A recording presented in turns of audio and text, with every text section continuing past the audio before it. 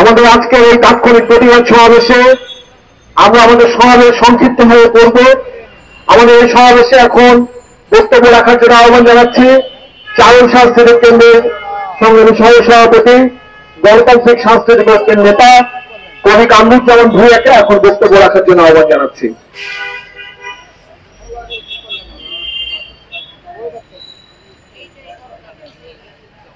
সংগ্রামী সমাবেশ, আমরা ইতিমধ্যেই আপনারা জানতে পেরেছেন যে কি জন্য আজকে তাৎক্ষণিকভাবে এই প্রতিবাদের আয়োজন করেছে বাসদ।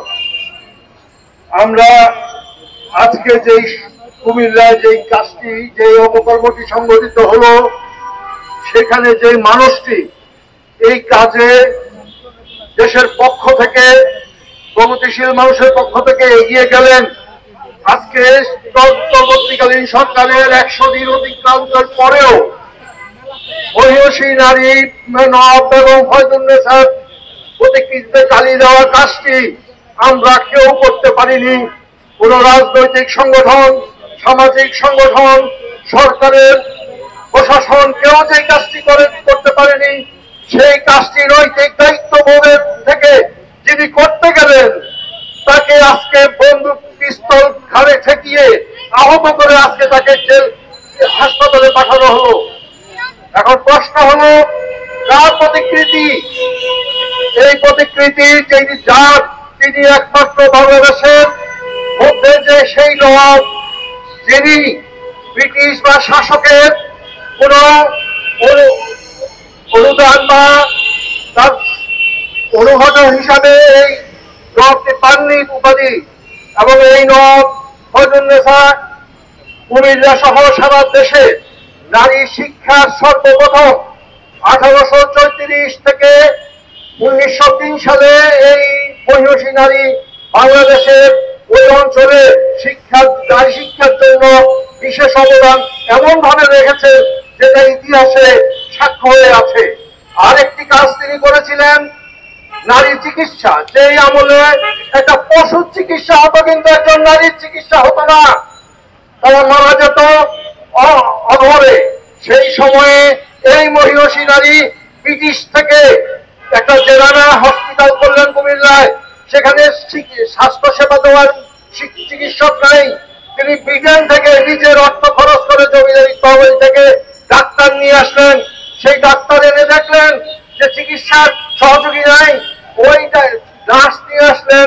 এদেশের নার্স গঠন করলেন, হসপিটাল তৈরি করলেন, নারীদের রেখে চিকিৎসা করার জন্য হসপিটালে হোস্টেল করলেন। ওই মহিলার প্রতিকৃতি যেখানে বাংলাদেশের আজকের তারুণ্য, আজকের নারী জাতিকে পথের দিশা দেখাবে, তার প্রতিকৃতিতে কালি মেখে রেখেছেন কারা? এরা কারা? আজকে প্রশ্ন আসছে। বেগম রোকেয়ার প্রতিকৃতিতে কালি, যত প্রগতিশীল হাজার বছরের, শত বছরের বাংলার ঐতিহ্য, ইতিহাসের যে গৌরবোজ্জ্বল প্রতিকৃতি ব্যক্তিত্ব, তাদের মুখে কালি দেয় কারা? আমরা তাদের চিনি, কারণ তাদের মুখে আলকাত্তা নয়, বিভিন্ন সময়ে আলকাত্তা মাখা হয়েছে। ওই শক্তির পুনরুত্থান যদি ঘটে, তাইলে বাংলাদেশের কেন একজন জনতা, একজন জনগণ নিরাপদ থাকবেন না? অন্তর্বর্তীকালীন সরকারের কাছে আমার বিনীত অনুরোধ, আপনারা তো প্রগতিশীল মানুষ হিসাবে আপনাদের জানি 120-30 দিন অতিক্রম হয়ে গেছে। আপনার সাংস্কৃতিক মন্ত্রণালয় কিংবা শিক্ষা মন্ত্রণালয় থেকে একটি সার্কুলার কি বেরিয়েছে যে বাংলাদেশে যে ভাস্কর্যগুলি ভাঙা হয়েছে সেগুলির প্রতিকার করার জন্য? আমরা জানি কোনটা ভাস্কর্য কোনটা মূর্তি, অনেক লোক জানে না, চেনে না। এই দেশের অনেক ধর্মান্ধ লোক জানে না। আপনারা তো ভাই জানেন।